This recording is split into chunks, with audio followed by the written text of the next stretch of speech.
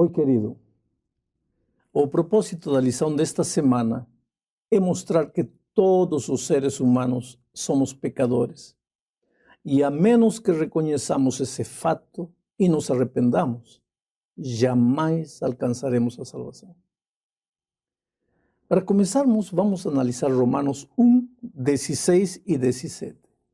Diz assim: porque não me envergonho do Evangelho de Cristo, pois é o poder de Deus para a salvação de todo aquele que crê, primeiro do judeu e também do grego, porque nele se descobre a justiça de Deus de fé em fé, como está escrito, mas o justo viverá da fé.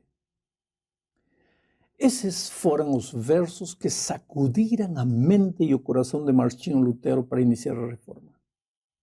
Os versos têm algumas palavras impactantes. Vou analisar essas palavras. A primeira delas é a palavra evangelho. Não tenho vergonha, não me envergonho do evangelho, diz Paulo. E por que teria que se envergonhar? ¿Por quê? Porque, como já explicamos na introdução, ser cristão naqueles tempos era ser considerado como um rebelde, um pária, um homem contra o governo de Roma. Ninguém em sã consciência gostaria de ser identificado com aquele grupo de gente fanática e rebelde. Por isso, Paulo afirma que não tinha vergonha do evangelho. A palavra grega que se traduz como evangelho significa boa nova, ou seja, notícia maravilhosa. E qual é essa boa notícia que Paulo anuncia? Que o ser humano não precisa mais olhar para o futuro simplesmente com a esperança de que um dia virá o Messias. Por quê? Porque o Messias já é uma realidade presente na pessoa de Cristo, que veio e morreu na cruz do Calvário, pagando com a sua morte a dívida que os seres humanos tinham contraído por causa da desobediência. Sem dúvida nenhuma, não poderia existir melhor notícia do que esta. A outra palavra que devemos considerar no texto é a palavra poder. Paulo afirma que o evangelho é poder. Por quê? Primeiro, poder para derrotar o inimigo de Deus. Poder para quebrar as correntes de escravidão que aprisionam os seres humanos. Todos os homens estavam sob a dívida do pecado. E o pagamento dessa dívida requeria a própria vida. Mas o ser humano não queria morrer. E estava numa situação desesperadora. Então aparece Jesus e morre no lugar do homem. E agora o inimigo de Deus não tem mais outra saída, senão liberar o ser humano. O ser humano está resgatado. Por isso o evangelho é poder. Mas além disso, o evangelho é poder para transformar o ser humano numa nova criatura. Essa é a boa nova do evangelho. Olha, por exemplo, este exemplo. Eu conheci Andrés numa das cidades mais violentas do mundo. Ele tinha fama de mau. Tinha passado vários anos na prisão pagando pelos seus crimes. Foi na prisão que o evangelho o alcançou e o transformou. Era uma noite gelada de inverno. Andrés estava agonizando, tremia de frio, quase congelado, estava esperando a morte. Foi nessas circunstâncias que me escutou pregar através do rádio de um companheiro de cela. Aquela noite, o Espírito de Deus tocou seu coração. Ele tinha ouvido muitas vezes falar de Jesus, mas achava que a religião era coisa de pessoas fracas. Ele sempre tinha se considerado um homem valente. Armado até os dentes, ele tinha trazido muita dor a muitas pessoas. Era mau e cruel. Tinha escolhido o caminho do crime quando era apenas um adolescente e culpava a sociedade por não ter lhe dado a opção de outro caminho para escolher. Mas naquela noite, ele estava morrendo aos poucos. E a morte assusta os mais valentes. Então, na quase penumbra da sua agonia, entendeu que Deus o amava e queria dar-lhe um coração novo. E aí Ele suplicou, chorou, clamou a Jesus por uma segunda oportunidade e adormeceu. Na manhã seguinte, viu o sol entrar pela janela. Estava na prisão, na enfermaria da prisão. Os raios do sol eram insistentes, apesar da neblina. Eu estava vivo, me disse ele, quando o conheci. Não podia esconder a emoção. Eu estava vivo. Deus me estava dando uma segunda chance. O querido, já se passaram 30 anos desde aquela noite fria na cela gelada de uma prisão. Andrés é hoje um testemunho vivo do poder transformador de Cristo. Está livre e realiza um trabalho extraordinário que ajuda meninos delinquentes. Esse é o poder transformador do Evangelho. Mas para apoderar-se dele é preciso ter fé. E essa é a outra palavra que precisamos estudar, fé. Fé é crer. Eu gosto mais da palavra confiar, porque demonstra amizade, convivência, companheirismo, amor. Só é possível confiar em alguém a quem se ama. E só se pode ter fé em Deus se você o amar e viver com Ele uma vida de permanente comunhão. A última palavra que analisaremos é a palavra justiça. Justiça é um estilo de vida, sem erros, sem falhas. O ser humano pode tentar ser justo pelas suas próprias forças, mas jamais vai conseguir, pois o homem é mau por natureza. Então só pode ser justo através da justiça de Cristo. Justiça é a própria pessoa de Jesus. E o ser humano que deseja ser justo precisa viver em comunhão com a pessoa de justiça que é Cristo. A segunda parte da lição explica por que o justo necessita viver, precisa viver pela fé. É que o homem, veja, você, eu, todos os seres humanos de todos os tempos, nós somos pecadores e maus por natureza. Explico. Quando saímos das mãos de Deus, Adão e Eva, quando eles saíram das mãos de Deus, eles tinham a natureza perfeita, ou seja, a inclinação natural para fazer o bem, para andar nos caminhos de Deus. Só que, apesar disso, nossos primeiros pais decidiram voluntariamente desobedecer. E ao fazer isso, eles perderam a natureza perfeita e adquiriram instantaneamente a natureza imperfeita. Agora, com essa natureza é impossível andar nos caminhos de Deus. É impossível. O profeta é claro ao afirmar em Jeremias 13:23 o seguinte: porventura pode o etíope mudar a sua pele, ou o leopardo as suas manchas? Então, podereis vós fazer o bem sendo ensinados a fazer o mal? Claro que não.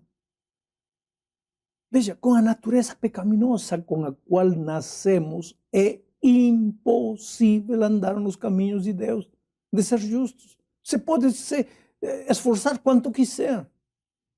Pelo contrário, olha o que Paulo afirma em Romanos 3, a partir do versículo 10 ao 12. Como está escrito: não há um justo, nenhum sequer. Não há ninguém que entenda, não há ninguém que busque a Deus. Todos se extraviaram e juntamente se fizeram inúteis. Não há quem faça o bem. Não há nenhum só. E o profeta Isaías já havia dito isto séculos antes. Em Isaías capítulo 1, versos 4 e 6, diz: ai, nação pecadora, povo carregado de iniquidade, descendência de malfeitores, filhos corruptores, deixaram ao Senhor, blasfemaram o Santo de Israel, voltaram para trás. Desde a planta do pé até a cabeça não há nele coisa sã, senão feridas, inchaços e chagas podres, não espremidas, nem ligadas, nem amolecidas com óleo. Essa é a realidade triste do ser humano. E não foi só nos tempos de Isaías e de Paulo, mas em todos os tempos. Inclusive no nosso tempo. Inclusive, pior ainda, deveria ser a expressão correta. Nos nossos dias, o ser humano acha que cada vez está evoluindo, está mais perfeito, está se desenvolvendo, avançando em todos os sentidos. Mas olha o que Paulo afirma em Romanos, capítulo 1, versículos 22 ao 28. Dizendo-se sábios, tornaram-se loucos e mudaram a glória do Deus incorruptível em semelhança de homem corruptível, e de aves, e de quadrúpedes, e de répteis. Por isso também Deus os entregou às concupiscências de seus corações, à imundícia, para desonrarem seus corpos entre si. Pois mudaram a verdade de Deus em mentira, e honraram e serviram mais a criatura do que o Criador, que é bendito eternamente. Amém.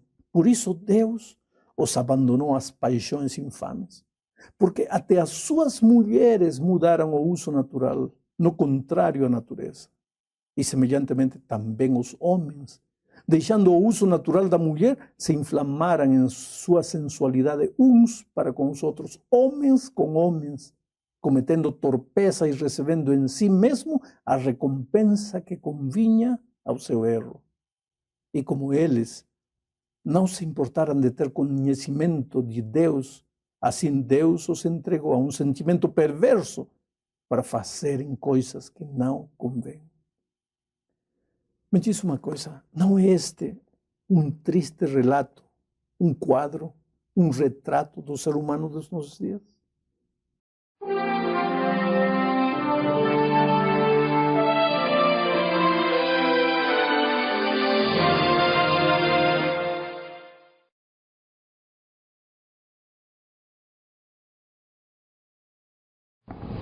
Olá, querido.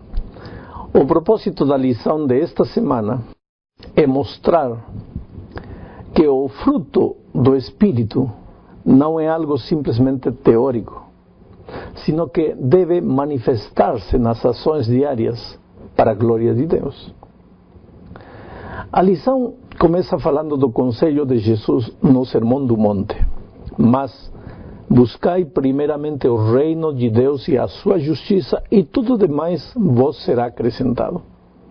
Sem dúvida nenhuma, este é o conselho mais importante que Jesus poderia ter deixado. Porque aqui, neste conselho, está o segredo da felicidade, de uma vida próspera, vitoriosa. O Senhor Jesus, com esta declaração, só estava confirmando um princípio estabelecido pelo próprio Pai na mesma criação. Porque Gênesis 1:1 diz assim: no princípio criou Deus os céus e a terra. Nota bem o pensamento do primeiro versículo da Bíblia. No princípio, Deus. Tudo mais vem depois. Deus é a origem de tudo. No princípio não está a ação, está Deus. A criação é um resultado de Deus. Pena que para entender isto, às vezes é preciso que nos machuquemos na vida. Agora, ao começar Jesus seu ministério, ele torna a lembrar para o ser humano o segredo da vida vitoriosa. Mas buscai primeiro o reino de Deus e a sua justiça, e tudo mais vos será acrescentado. Mas a pergunta é a seguinte: o que tem que ver esta declaração com o fruto do Espírito Santo, que é gozo, paz, mansidão, enfim? Bom, São Paulo responde esta pergunta ao dizer em Romanos 14:17 o seguinte: porque o reino de Deus não é comida nem bebida, mas justiça e paz e alegria no Espírito Santo. Você percebe como Paulo relaciona o reino de Deus com o fruto do Espírito? O apóstolo disse que o reino de Deus não tem que ver somente com coisas materiais. O ser humano confunde facilmente as coisas. Talvez porque é ser humano. porque tem sede, tem fome, tem frio. Enfim, às vezes ele pensa que estas coisas são a sua primeira necessidade. Mas vem agora Paulo e diz que, embora estas coisas são necessárias, o homem deve buscar em primeiro lugar o reino de Deus e a sua justiça. Porque te digo uma coisa, de que te vale o dinheiro se você não tiver paz no coração? Que sentido tem uma mansão de 10 milhões de dólares se você viver angustiado e não pode dormir? Agora, coloca no princípio a Deus como o princípio de tudo. Coloca Deus e seu reino no princípio e vai ver as maravilhas que vão acontecer na sua vida. A segunda parte da lição menciona outras 4 características que são fruto do Espírito Santo. Em realidade, querido, não existe uma lista oficial das características que distinguem o fruto do Espírito. Mas na lição desta semana se mencionam, además de todas as que já estudamos até aqui, nos 12 sábados anteriores, se menciona nesta semana a piedade, a virtude, a esperança e o conhecimento. Vamos falar um pouquinho destas qualidades do fruto do Espírito Santo. A piedade.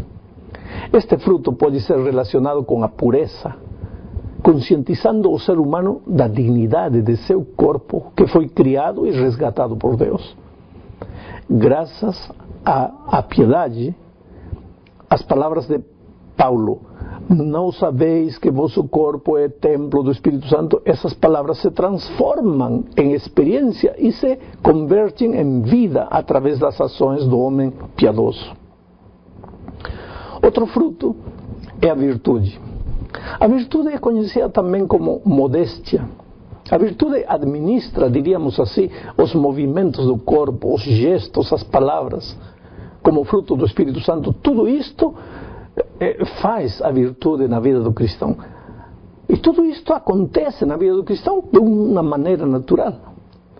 Nosso espírito ligeiro, inquieto, está sempre revoltando aí, voando por encima das coisas terrenas, apegando-se a todo tipo de objetos, falando constantemente. Agora, vem a modéstia, a virtude, e ela detém, ela modera, ela equilibra, ela sossega a alma numa profunda paz e harmonia com a vontade de Deus. E, em consequência, os homens que vivem a nosso lado são beneficiados também. O terceiro fruto é a esperança. A esperança nos permite conservar os olhos nos céus, embora nos momentos em que o sofrimento e as dificuldades fazem que a nossa vida aqui na terra parece que estamos no inferno. A esperança que vem do Espírito nos ajuda a confiar nas bênçãos que Deus tem prometido àqueles que creem em Jesus. A esperança cristã não é uma espécie de castelo no ar, longe disso. A esperança é a única certeza neste mundo passageiro.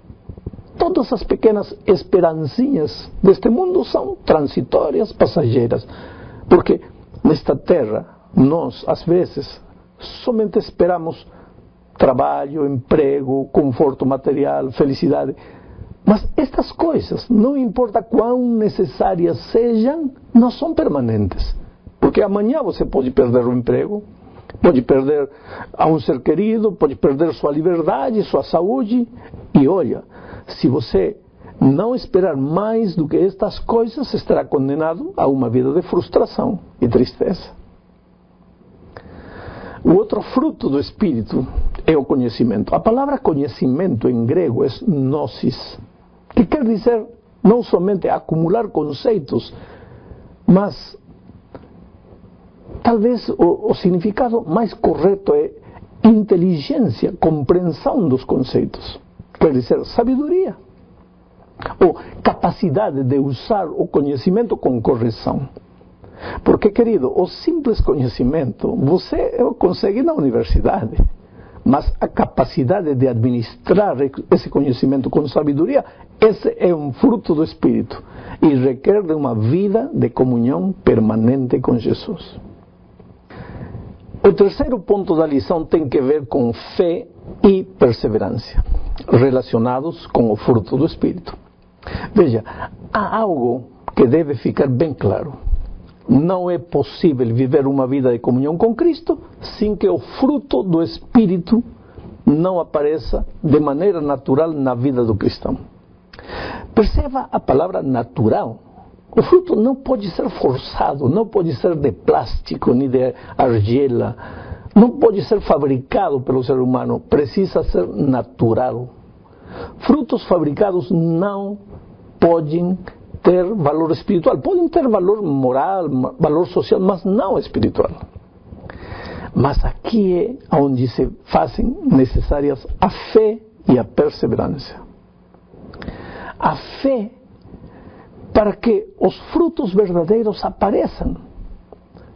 E a perseverança para não desanimar quando no início da vida cristã não se vêem todas as características do fruto na vida da gente.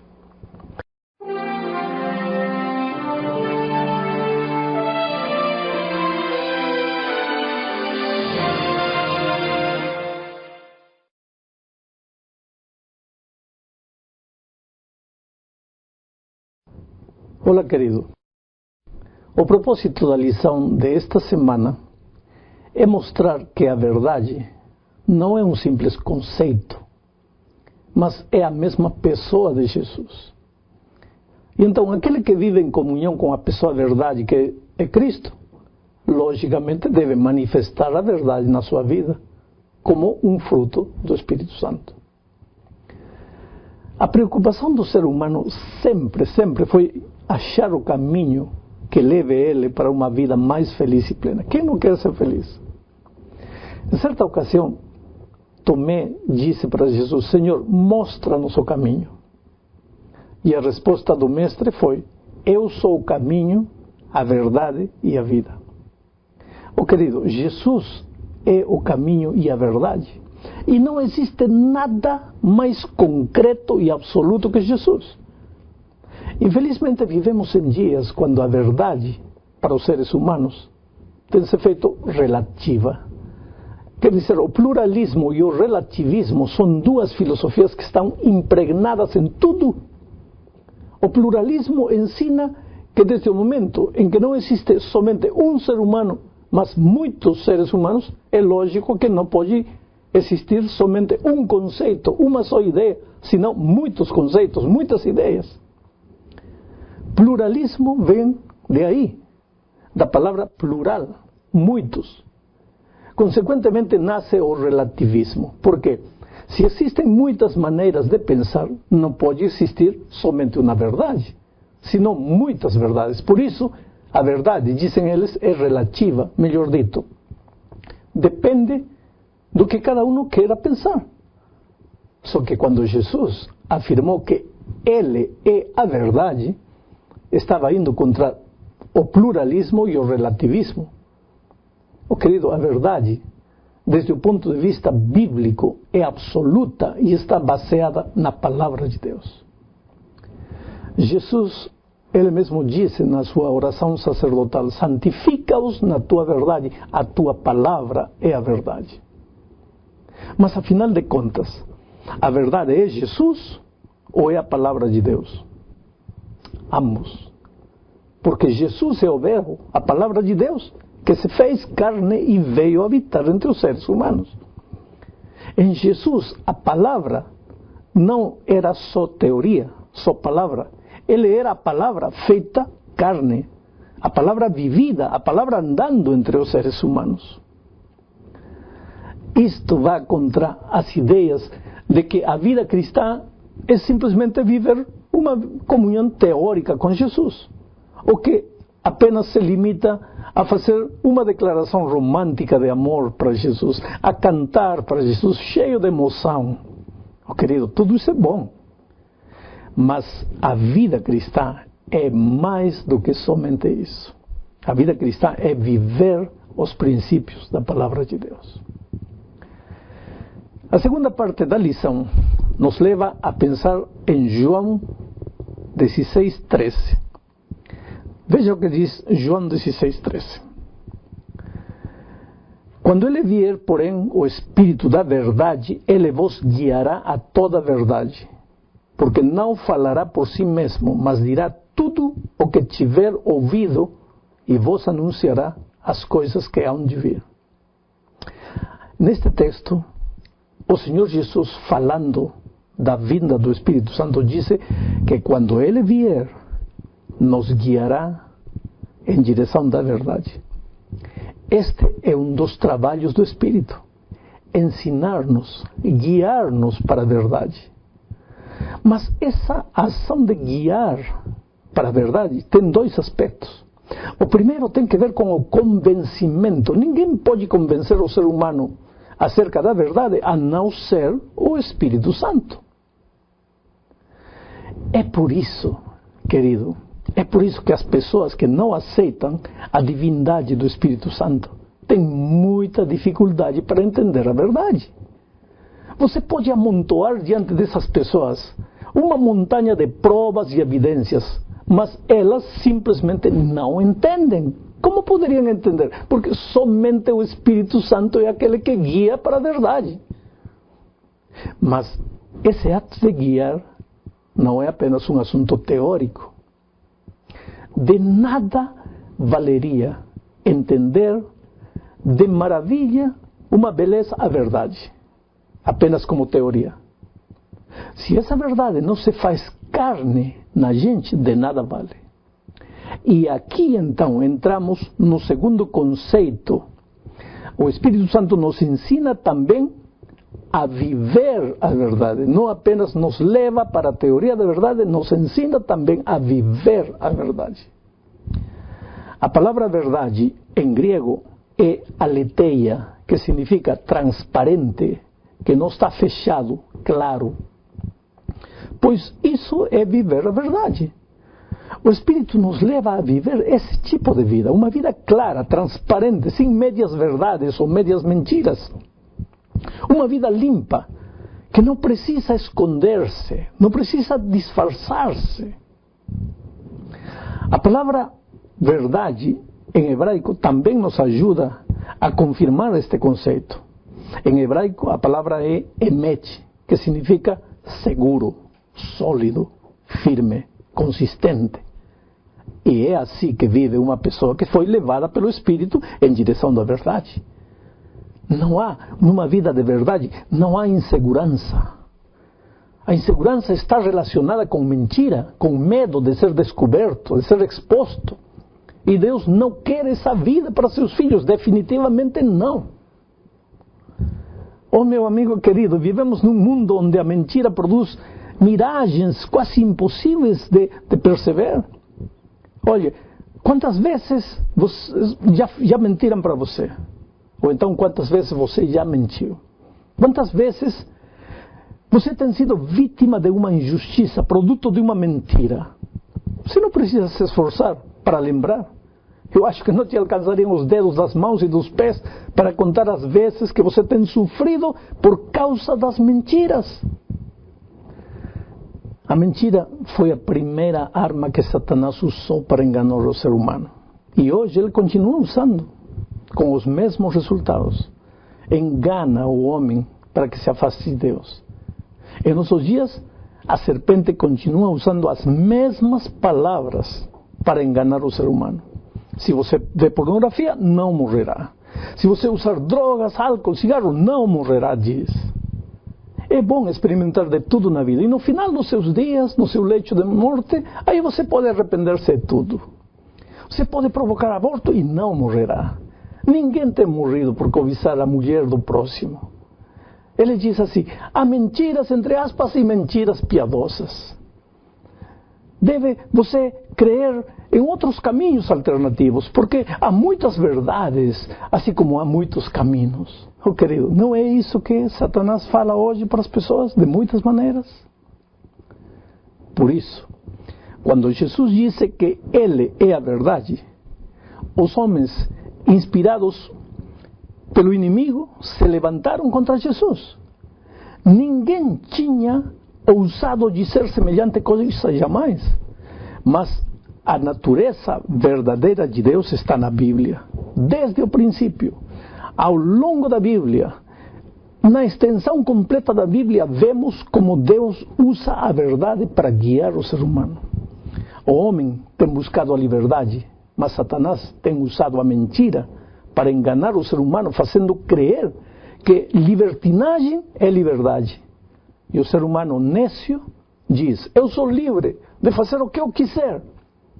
Mas ele parece ignorar que cada ação boa ou má tem a recompensa, a reação de igual maneira. E o homem que pecar em nome da sua liberdade pessoal vai morrer. Enquanto mais pecar o homem, mais preso vai ficar de seu pecado. O homem preso não é livre, claro. Ele vai e é levado aonde não quer ir. E quem o leva encadeado, preso, é o inimigo. E seu caminho é a morte eterna. Por isso, era preciso que Jesus Cristo se fizesse carne e habitasse entre nós e proclamasse a verdade. Jesus veio a desfazer as obras do diabo. Se o diabo é o pai da mentira, então Jesus Cristo veio desfazer as mentiras, dissolvendo tudo isso na verdade. Jesus Cristo é a verdade. Ninguém tem ousado jamais proclamar-se a verdade, porque nenhum outro ser é a verdade. Não há outra verdade mais que Jesus Cristo e a sua palavra, no qual temos que permanecer por sempre, para não ser enganados de novo pelo inimigo.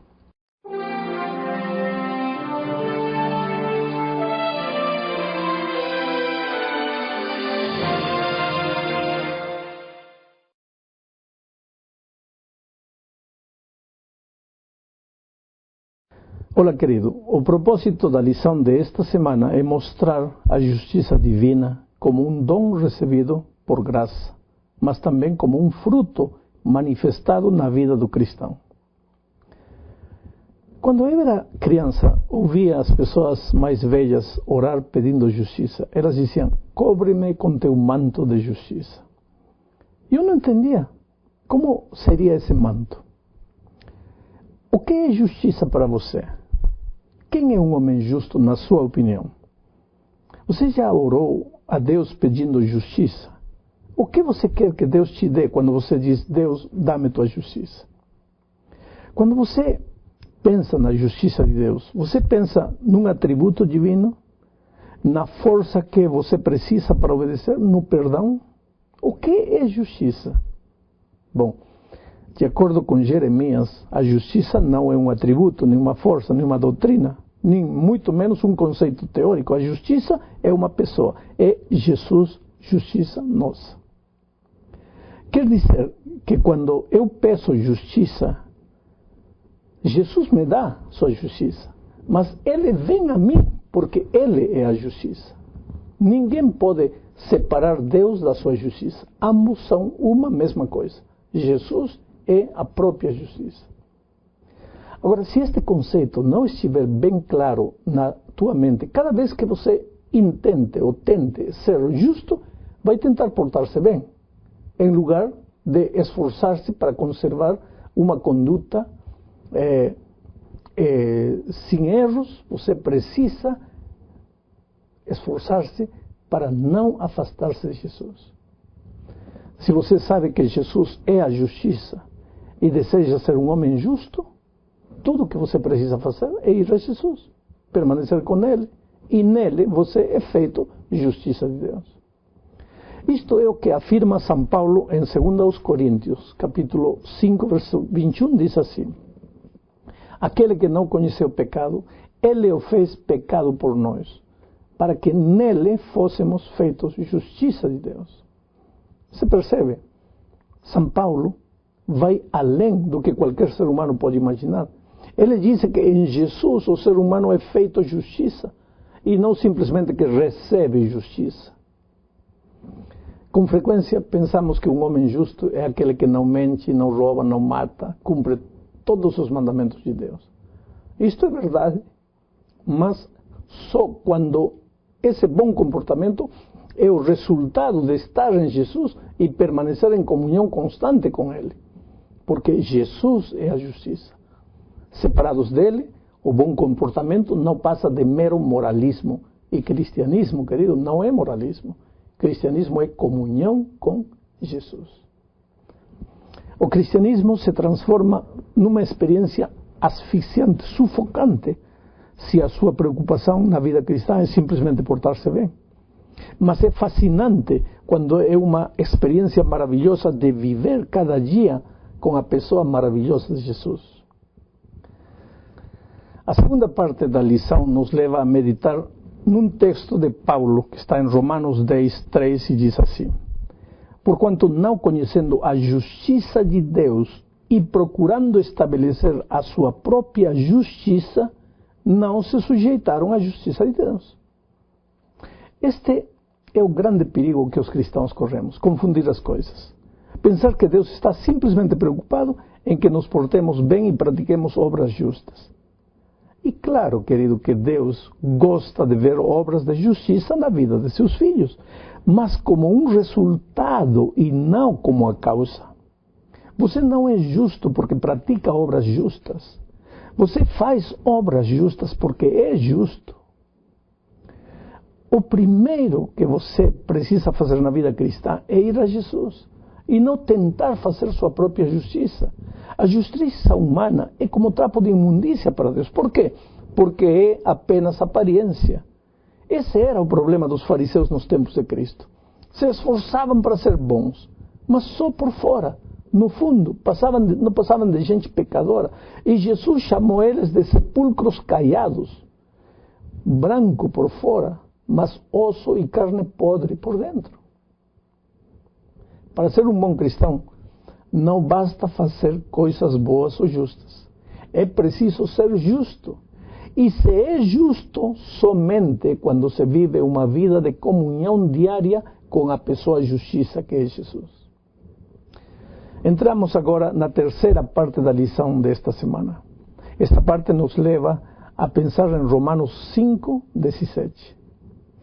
Romanos 5, 17 diz assim: porque se pela ofensa de um só a morte reinou por esse, muito mais os que recebem a abundância da graça e do dom da justiça reinarão em vida por um só, Jesus Cristo. Aqui se fala de dois reinos. O primeiro reino é o reino da morte que entrou através de Adão. Se você ler em Gênesis 5 o livro das gerações de Adão, verá que há uma dramática repetição da expressão e morreu, e morreu, e morreu. Todos morreram, porque com a queda de Adão entrou o reino do pecado e, consequentemente, o reino da morte. Mas agora Paulo diz que também por isto é, por Jesus, entrou o reino da justiça, o reino da vida. Olha como Paulo coloca a vida como um sinônimo de justiça. Justiça é vida, vida plena, vida exuberante. Jesus disse: eu vim para que tenham vida e para que tenham vida em abundância. Como se consegue essa vida abundante? Ou melhor, o que é a vida abundante? Romanos 5,19 traz a resposta. Diz: porque como pela desobediência de um só homem muitos foram feitos pecadores, assim, pela obediência de muitos serão feitos justos. Veja como Paulo relaciona a desobediência com a morte e a obediência com a vida. Pena que o ser humano acha que obedecer lhe tira a liberdade. E que sem liberdade não pode viver a vida abundante que gostaria de viver. Agora, Deus pensa de outra maneira.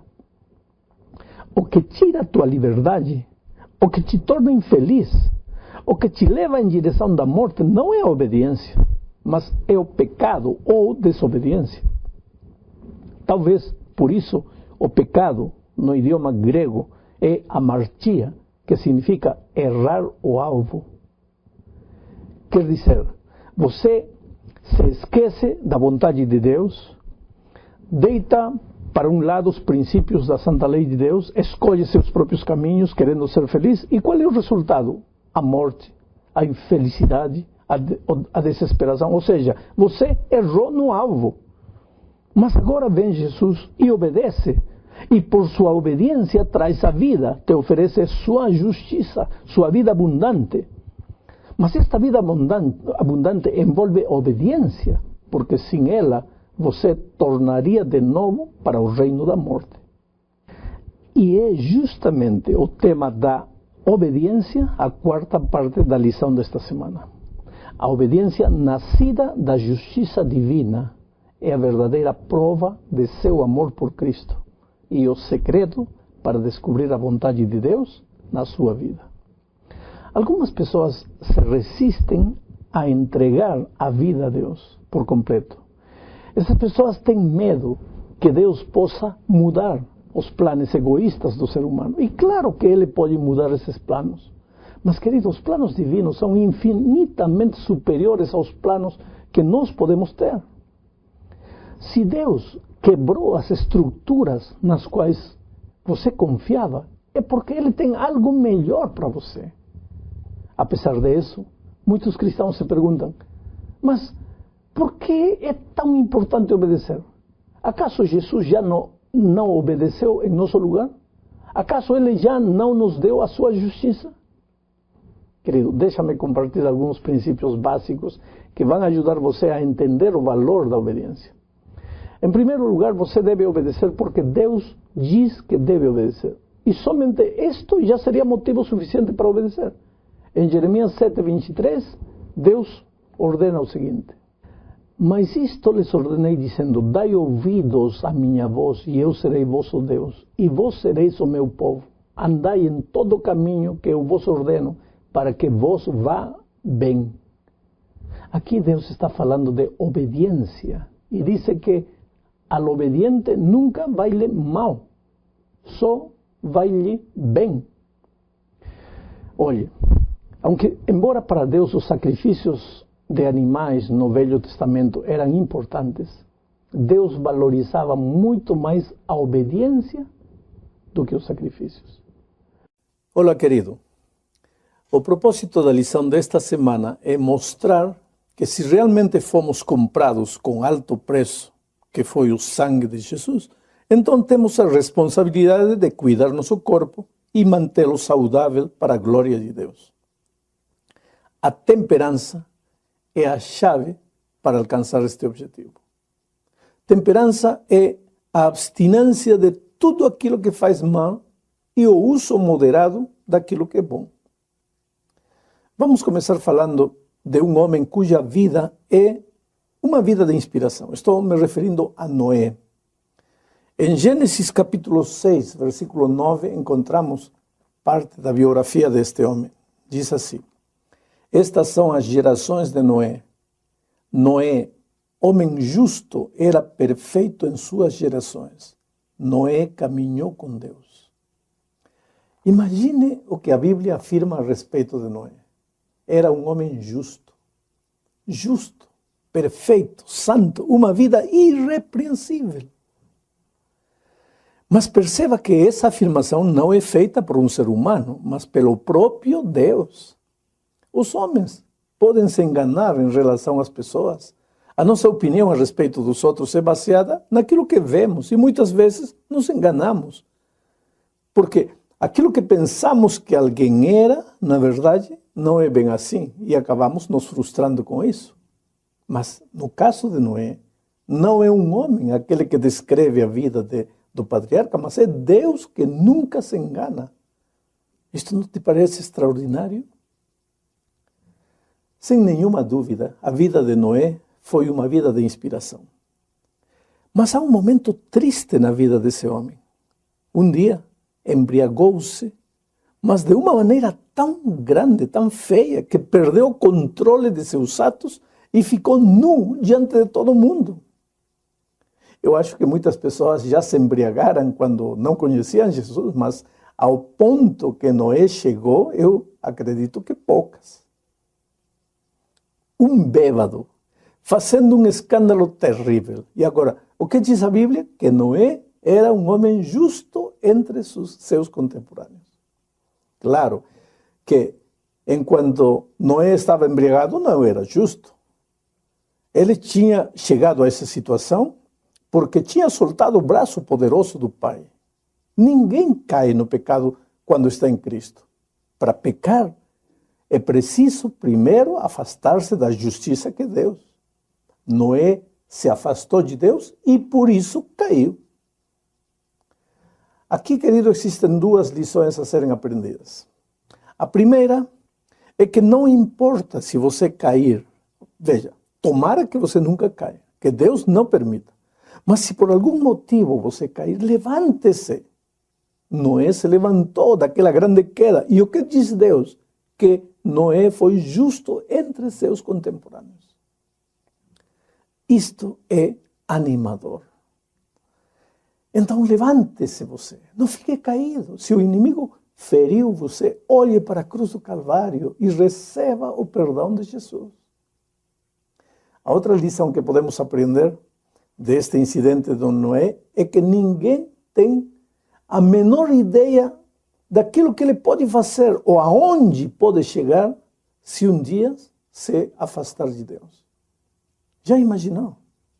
Aquele bravo pregador do Evangelho, Noé, o homem que não teve medo de ser ridicularizado por uma geração que ria dele quando ele disse que ia chover. Esse bravo soldado de Deus, o dia que soltou a mão do Pai, caiu e caiu feio. Ah, querido, Jesus é a nossa única garantia de êxito. Não é a nossa força de vontade, não é o nosso controle próprio, não é o nosso moralismo, não é o passado glorioso que tivemos, nem sequer o fato de que somos membros de igreja.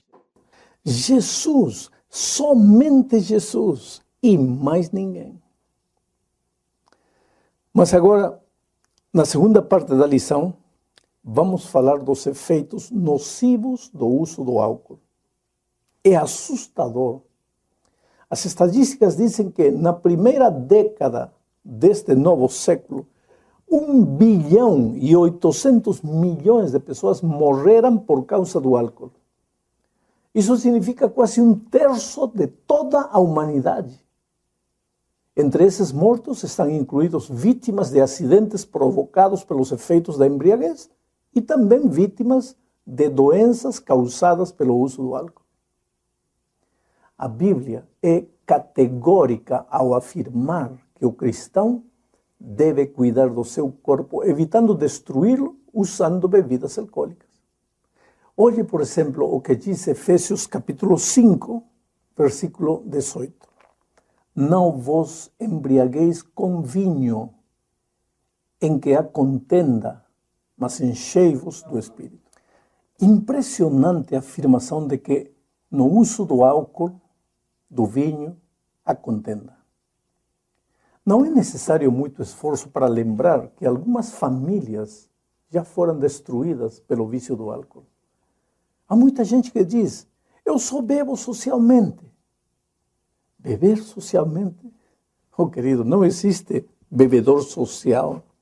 Existem pessoas que estão trilhando o começo de um caminho doloroso que acabará no vício, mas beber socialmente não existe. Porque o álcool tem o poder de viciar. Mas o vício não chega do dia para a noite. É um processo. E durante esse processo a pessoa pode dizer que bebe socialmente, mas não é verdade. Outro dia alguém me disse, pastor, Paulo diz que não devemos embriagar-nos com vinho. Mas se eu me embriagar com outra bebida, estaria errado?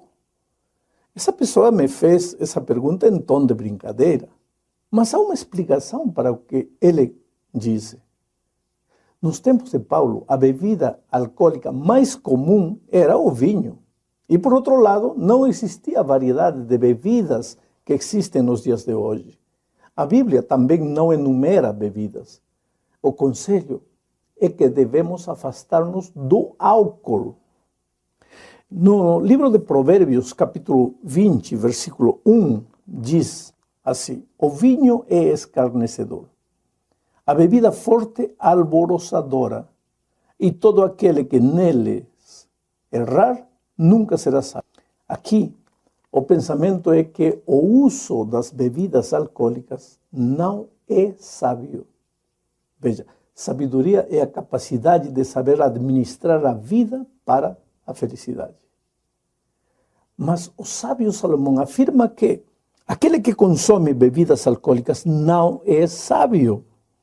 A pessoa acha que está buscando a felicidade, mas, no entanto, está se dirigindo para a desgraça.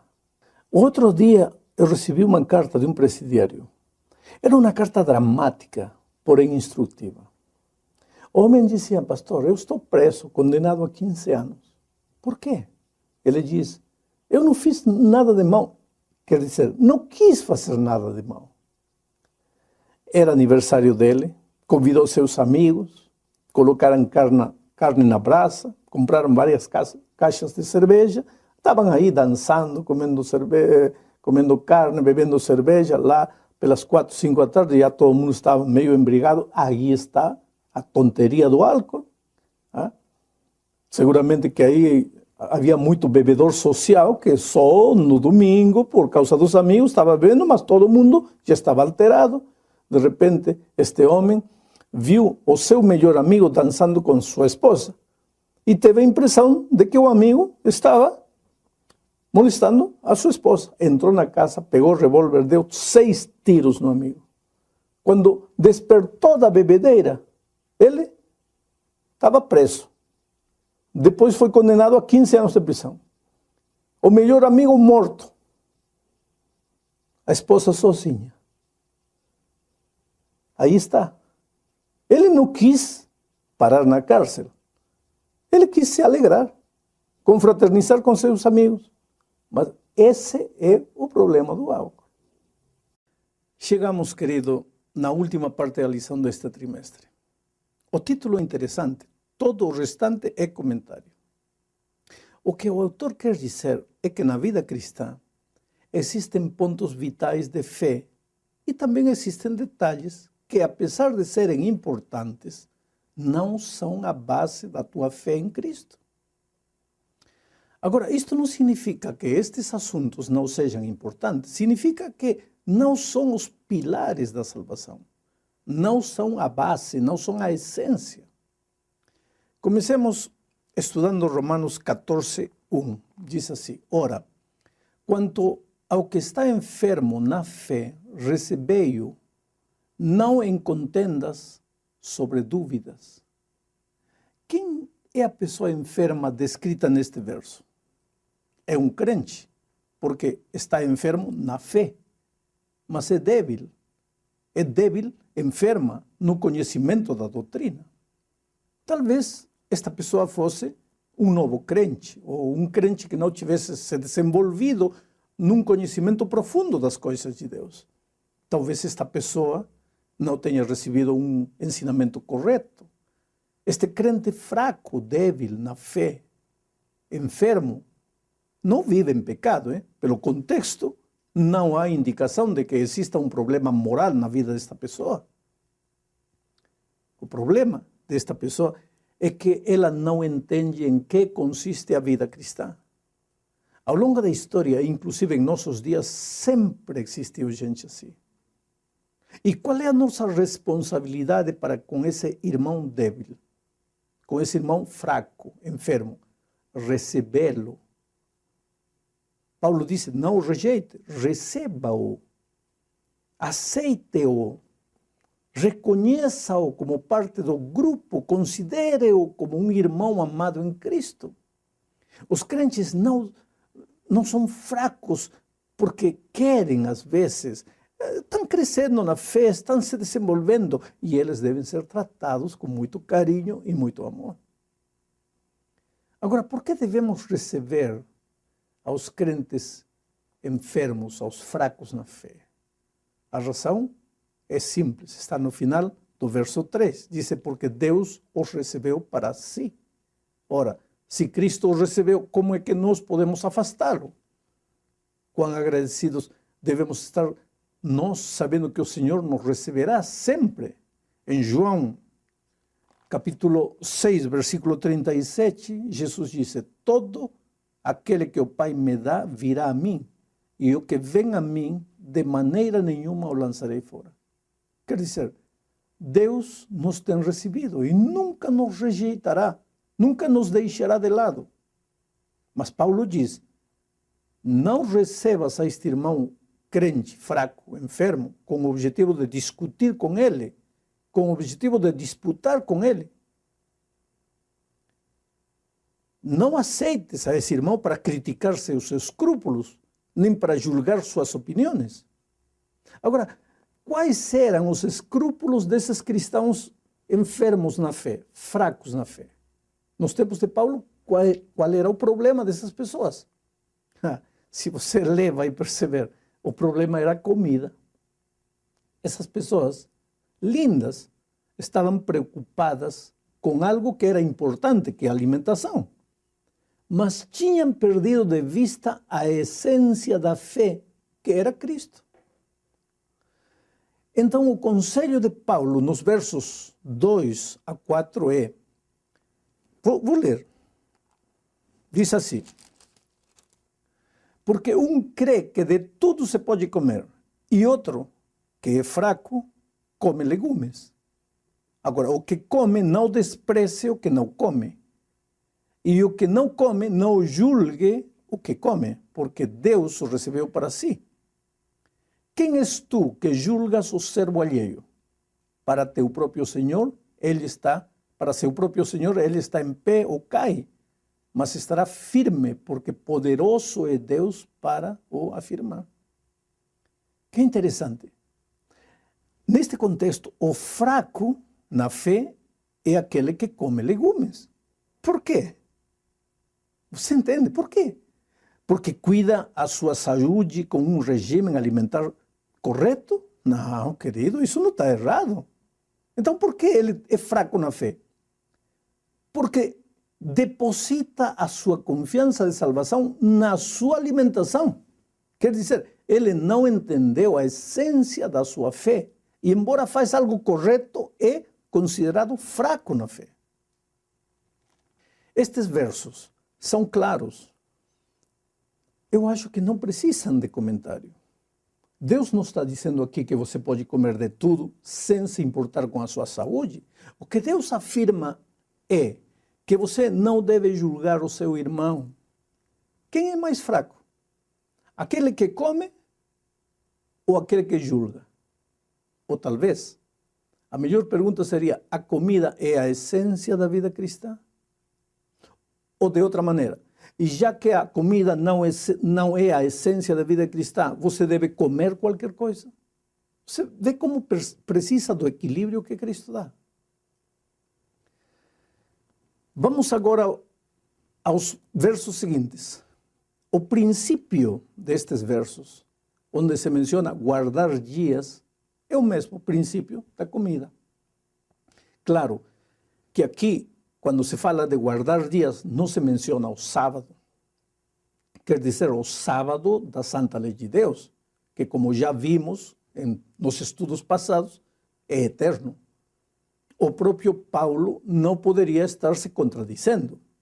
Aqui, quando se fala de dias, está se falando dos dias cerimoniais do povo de Israel, que tinha chegado ao fim com a morte de Jesus.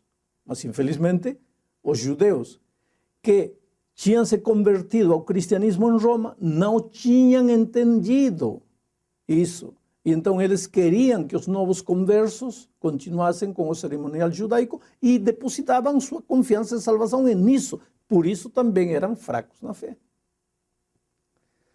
A segunda parte da lição enfatiza o perigo de julgar e por que devemos evitar fazê-lo. O verso 10 ensina o seguinte, veja. Mas tu, por que julgas o teu irmão? Ou tu também, por que desprezas teu irmão? Pois todos havemos de comparecer ante o tribunal de Cristo. A expressão todos é interessante, porque o verso 12 afirma, de maneira que cada um de nós dará conta de si mesmo a Deus. Há duas expressões interessantes, todos e cada um. Ninguém irá escapar. Todos teremos que dar conta do que fizemos com o conhecimento que o Senhor nos deu. O que fizemos com o conhecimento de Deus? Aceitamos e isso nos ajudou a crescer ou rejeitamos?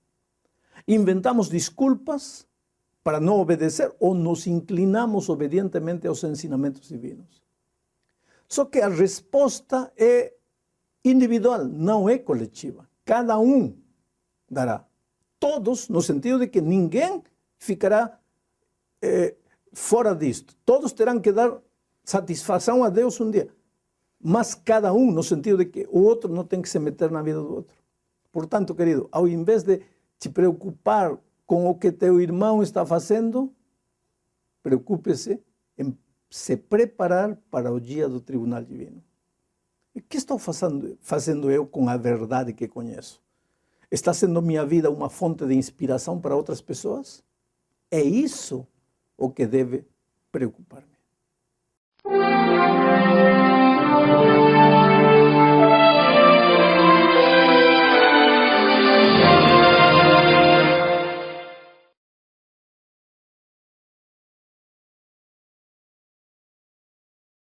Olá, querido.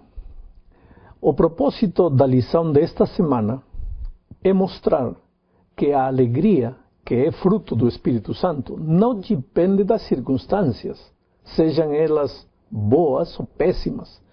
Depende da comunhão que o ser humano mantém com Jesus. Começaremos vendo o que Paulo diz quando escreve aos Filipenses, no capítulo 4, versículo 4. Diz assim: alegrai-vos sempre no Senhor. Outra vez digo, alegrai-vos. Veja, quando Paulo escreveu isto, estava na prisão em Roma. E nessas circunstâncias, Paulo poderia ter passado o tempo choramingando, lamentando-se, mas, em vez disso, ele se alegrou e animou os outros a fazer a mesma coisa. Pode ser que você, neste momento, não esteja fisicamente preso, mas, quem sabe, você leva cadeias de outro tipo. A sua saúde que anda mal, o seu matrimônio em problemas, conflitos no trabalho, filhos que destroçam seu coração, enfim. Como pode Paulo ser feliz em meio da prisão? Como pode você ser feliz na sua prisão, na prisão das suas circunstâncias? Paulo explica: alegrai-vos no Senhor, diz ele. Não alegrai-vos nos seres humanos, não alegrai-vos nas circunstâncias, não alegrai-vos nos tempos bons, mas alegrai-vos no Senhor. Este é o segredo. Não falhou com Paulo e também não vai falhar com você. Cristo é o todo na vida de Paulo. E todo o resto ele o considera por perdido. A sua herança, a sua raça, seus conhecimentos, tudo ele olha como lixo, com um só propósito: alcançar o conhecimento de Cristo e ganhar a Cristo. E a Cristo ele tem pela fé. E não é que, tendo Jesus pela fé, alcançou tudo. Não, mas prossegue para ver se consegue ganhar o prêmio do céu em Cristo Jesus. A vida para Paulo é Cristo. Agora eu te pergunto, o que é a vida para você? Eu me pergunto a mim, o que é a vida para mim? Prazeres? Glória? Dinheiro? Conforto? Fama? Que difícil é sentir alegria e gozo verdadeiro quando qualquer destas coisas se constitui no objetivo da vida. Porque tudo isso, querido, é miragem, é a miragem da felicidade. O segredo da alegria, do gozo verdadeiro é Cristo. E nada mais que Cristo. E ter Jesus é fácil, não custa nada. Deus lhe oferece tudo de graça. E tudo o que você precisa fazer é ter fé em Jesus. não confiar em você mesmo, nem em nenhum outro, mas unicamente confiar em Jesus. O problema é que confiar não é apenas um assunto de emoção, mas um assunto de ação. Jamais eu poderei confiar em Jesus se não passo todos os dias tempo com Ele. Isto é, em resumo, estar em Jesus. E só poderei alegrar-me em tudo quando estou em Jesus, vivendo com Ele uma vida diária de comunhão. A segunda parte da lição nos leva a meditar na alegria, no gozo de Jesus. Há algo que aparentemente confunde na personalidade de Jesus. Isaías diz que ele era um varão de dolores, de dores, experimentado em quebranto. E, no entanto, ele, Jesus, era ao mesmo tempo um ser cheio de gozo, de alegria. Mas veja, o regozijo, a alegria de Jesus não nascia apenas da satisfação de seus sentidos. Embora, sem dúvida, ele se deleitava com uma comida gostosa, com uma boa noite de descanso. Mas sua alegria nascia do fato de saber que estava fazendo a vontade de seu Pai. Ele tinha vindo a esta terra a resgatar aquilo que tinha se perdido e sabia que o preço do resgate era dor, sofrimento e finalmente a morte. Jesus era consciente da sua missão e do alto custo que a missão tinha. Sabia que cada dia que passava, ele se aproximava do triste fim. Quer dizer, triste para ele, que como ser humano tinha instinto de conservação e não queria a dor, mas um final feliz para a raça humana, que por causa do sofrimento de Cristo desfrutaria da vida eterna. O gozo, a alegria inundava o coração de Jesus, apesar da tristeza da dor, por causa da salvação do ser humano. Jesus era uma mistura de sentimentos. A dor que se aproximava, o sofrimento que chegava e o gozo, a alegria que se aproximava por causa da redenção do homem. A maior alegria de Jesus era saber que o ser humano perdido podia ser salvo. Tudo isto nos ensina algo extraordinário. Nesta vida, querido, ninguém sente alegria na dor. Por que não? Pelo simples fato de que a dor é uma experiência que surgiu depois da entrada do pecado. Portanto, não se sinta pecador porque você não gosta da dor. Isso é normal, é próprio da natureza humana. Oh, querido, só os masoquistas buscam e se alegram com a dor. E o masoquismo é um desvio de personalidade. Entremos agora na terceira parte da lição. Tem que ver também com a alegria de Jesus. A satisfação de Cristo nascia do fato de fazer a vontade do Pai. Mas agora, olhe o que ele mesmo diz. Isto está registrado em São João 15, 10 e 11. Diz assim: se guardardes os meus mandamentos, permanecereis no meu amor, assim como também eu tenho guardado os mandamentos de meu Pai, e no seu amor permaneço.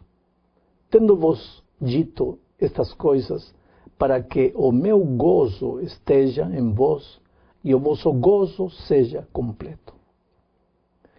Meu gozo esteja em vós. Quando é que estará o gozo de Jesus em nós? Quando obedecermos a sua palavra. Assim de simples, sem complicações. Mas olha como são as coisas. Muitos acham que os mandamentos de Deus estão ali para nos criar problemas, para tirar a nossa liberdade, para ser um fardo horrível de se carregar. Mas agora vem Jesus e diz que eles estão ali para trazer-nos alegria, trazer-nos gozo. Vem Jesus agora e diz que a obediência a esses mandamentos faz que o nosso gozo, a nossa alegria seja cumprida. Isto não é extraordinário. Mas vejamos por que a obediência produz alegria. É que o ser humano foi criado originalmente para obedecer. A sua natureza original na criação era uma natureza obediente. É verdade que depois da entrada do pecado, o homem adquiriu a natureza pecaminosa, desobediente. Mas a desobediência é outra experiência intrusa. É o fruto da entrada do pecado neste mundo. Mas no fundo, o ser humano se deleita em fazer a vontade de Deus. Quer dizer, obedecer produz gozo, produz alegria. Embora a natureza pecaminosa leve o ser humano pelos caminhos da desobediência, a desobediência traz o peso da culpa, o fardo atormentador de saber ser rebelde, o instinto de morte que o pecado traz consigo. Se o ser humano soubesse disto, até pelo motivo egoísta de ser feliz, ele tentaria obedecer. Claro que aquele que nasceu do Espírito não obedece para ter gozo, obedece simplesmente porque ama a Deus e reconhece sua soberania, mas o resultado, o fruto disso é a alegria, é o gozo.